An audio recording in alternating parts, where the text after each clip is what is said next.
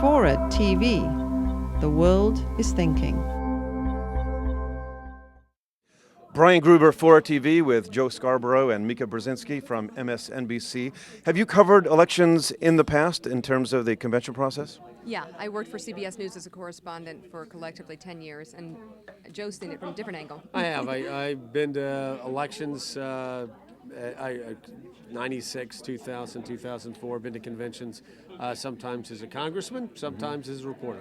How is it different this time? The internet was around 4 years ago, 8 years ago, but the rise of social networks and the new set of technology tools changes the game somewhat. How does it change it for you as reporters and observers of the scene? Well, it's changed the ground game, I think, in the election, first of all, and then that changes the story. I think we're just seeing it all highlighted even more than it was 4 years ago, and I think it's more problematic and also more energetic and more competitive. Well, you know, it happens on our show.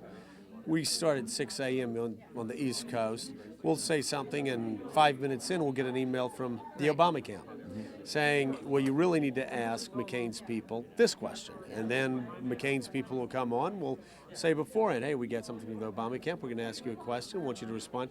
And we go back and forth. And a lot of times, like for instance, on Friday, we'd made some comments about Sarah Palin. And as we left, Bill Burton, who is their communication guy, one of their communication guys, said, hey, by the way, we took what you all said, and it's up on YouTube and already getting a lot of hits. That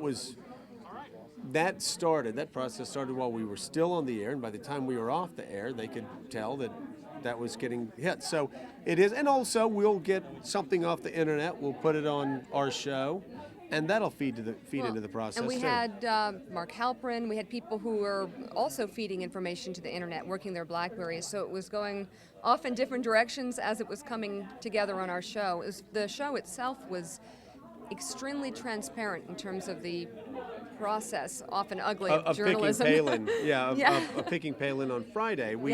We started at 6 o'clock, and Mark Halperin came in and said, I've got a report we're putting up on the internet that there's a flight from Anchorage, Alaska to Ohio, and we're going to start following Palin. That the McCain campaign was watching. They felt the need to start sending out misinformation to get people off of Palin's path, and a lot of people they spread misinformation to. We're on our show. Yep.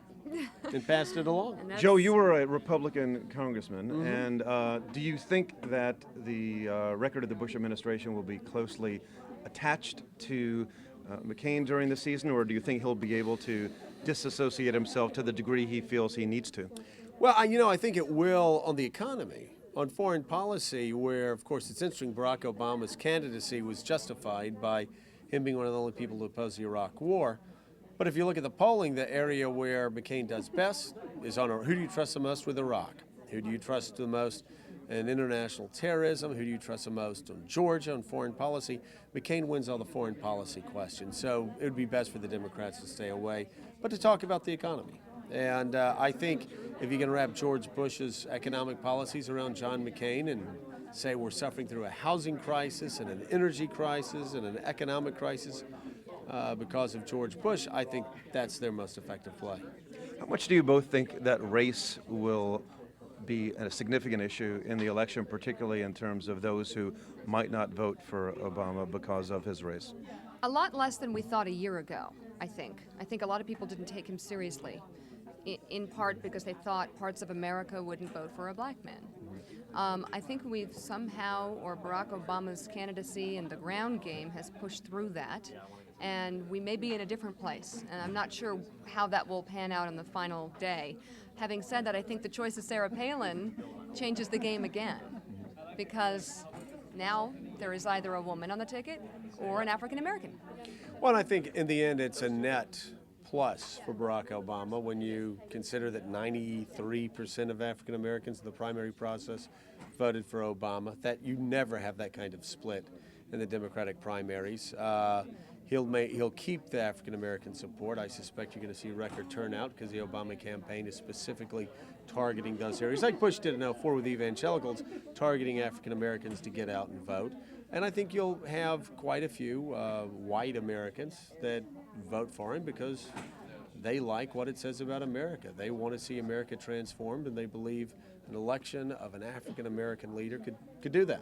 You talked about the ground game and the importance of the ground game on the panel. Why is that so important, and to what degree will the Palin choice affect the ground game? Well, it made the difference in 2004. You talk to Democrats or Republicans, they'll tell you John Kerry got more votes than any other presidential candidate in the history of America, except for George Bush in 2004. And that's because Ken Mellman and Karl Rove went out, meticulously mined conservative areas, and did it aggressively, and they built a ground game over a year's time, actually over 2 years' time.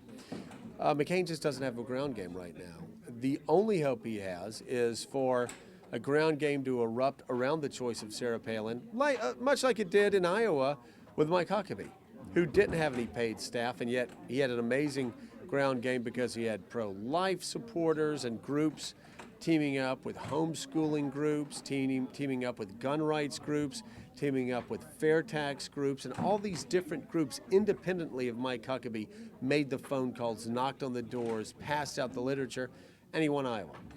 I don't know if Sarah Palin can do that nationwide for John McCain, but that's really McCain's best hope in states like Ohio and Pennsylvania, West Virginia, Florida, and Michigan, states that he needs to win. Last question, Joe. You were a congressman. You got out of the game. You've been an extraordinarily successful broadcaster. Do you miss it? I mean, here you are at the Republican National Convention. Do you kind of miss being in the game and have some nagging urge to want to get back in some form? I am very glad I've been out of it for the past 7 years. I think the Republicans, my party, have gone back on most of the promises they made when we got elected in 1994. We've got the biggest deficit ever. We've got the biggest debt ever, the biggest trade deficit ever. We've stretched our army thin. So I'm afraid I would have been banging my head against the wall over the past 7 years. People have blindly followed George Bush in a lot of directions, even during Hurricane Katrina. Members of Congress, Republicans, didn't criticize the president. It was members of the media. I think I had more of an impact on that story, being down and reporting and being, I guess, the first guy down there. Yeah, you were. I was. And the first to criticize the speak president. out. Right, Yes. right. So I had more influence there than I would have in Congress. So it's been a good 7-8 years. Who knows what's going to happen in the future, though? Joe Scarborough, Mika Brzezinski, MSNBC. Thanks so much for joining All right, us. thanks. Thank you. Appreciate it. Enjoy the Nice convention. to meet you. Bye-bye. Have fun.